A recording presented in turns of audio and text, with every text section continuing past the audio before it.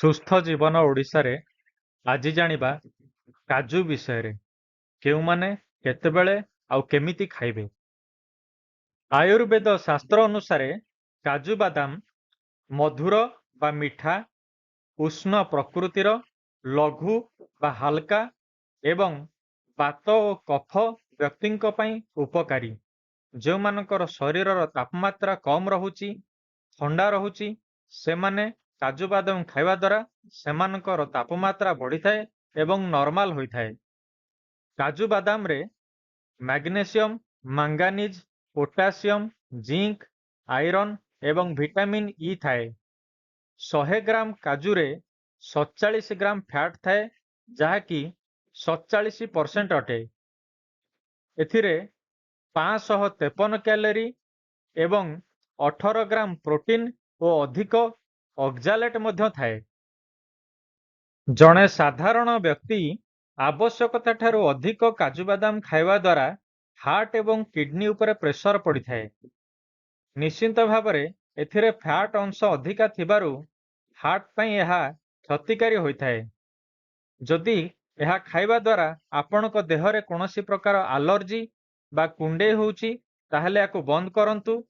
ପେଟ ଗରମ ହେଇଯାଉଛି ଏବଂ ତା ସହ ତରଳ ଝାଡ଼ା ଯଦି ହେଉଛି, ତାହେଲେ କାଜୁ ବାଦାମ ଖାଇବାରୁ ନିବୃତ୍ତ ରୁହନ୍ତୁ।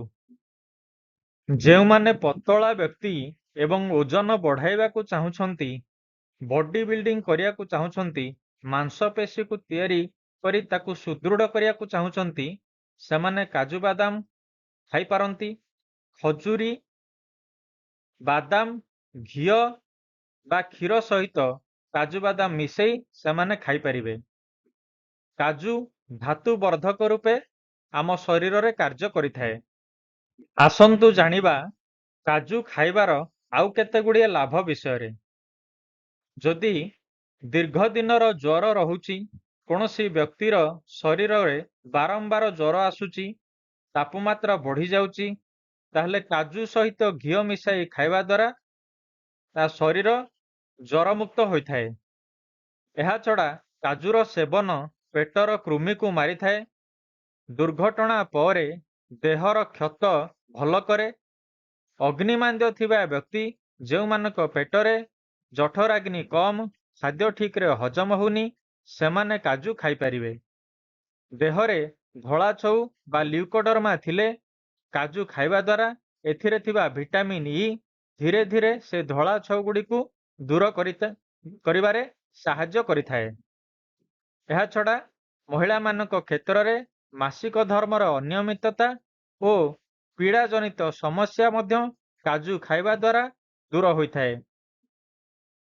କମ୍ ବୟସରେ କେଶ ଝଡ଼ିବା ଓ ପାଚିଯିବା ଏସବୁ ସମସ୍ୟା କାଜୁ ଖାଇବା ଦ୍ୱାରା ଦୂର ହୁଏ। ଯେଉଁମାନଙ୍କର ଅଷ୍ଟିଓପୋରୋସିସ୍ ହେଉଛି, ଅସ୍ଥି ଦୁର୍ବଳ ବା ହାଡ଼ କ୍ଷୟ ହେଉଛି, କାଜୁ ଖାଇବା ଦ୍ୱାରା ସେହି କ୍ଷୟ ମଧ୍ୟ ପୂରଣ ହୋଇଥାଏ। ମୂତ୍ରମାର୍ଗରେ ଥିବା ଇନଫେକ୍ସନକୁ କାଜୁ ଭଲ କରିଥାଏ। ଏହାଛଡ଼ା ଓଠ, ପାପୁଲି ଓ ପାଦ ଫାଟିବା ସମସ୍ୟା ମଧ୍ୟ କାଜୁ ଖାଇବା ଦ୍ୱାରା ଦୂର ହୋଇଥାଏ, କାରଣ ଏଥିରେ ଚିକଣ ଅଂଶ ରହିଥାଏ। ମୋଟା ବ୍ୟକ୍ତି ବା ଅଧିକ ଚର୍ବିଯୁକ୍ତ ବ୍ୟକ୍ତି କାଜୁ ସମ୍ପୂର୍ଣ୍ଣ ରୂପେ ଆଭଏଡ୍ କଲେ ଭଲ। ଯେଉଁ ବ୍ୟକ୍ତିମାନେ ପିତ୍ତ ପ୍ରକୃତିର, ସେମାନେ କାଜୁକୁ ରାତିରେ ଭିଜାଇ ତାକୁ ସକାଳୁ ଖାଆନ୍ତୁ।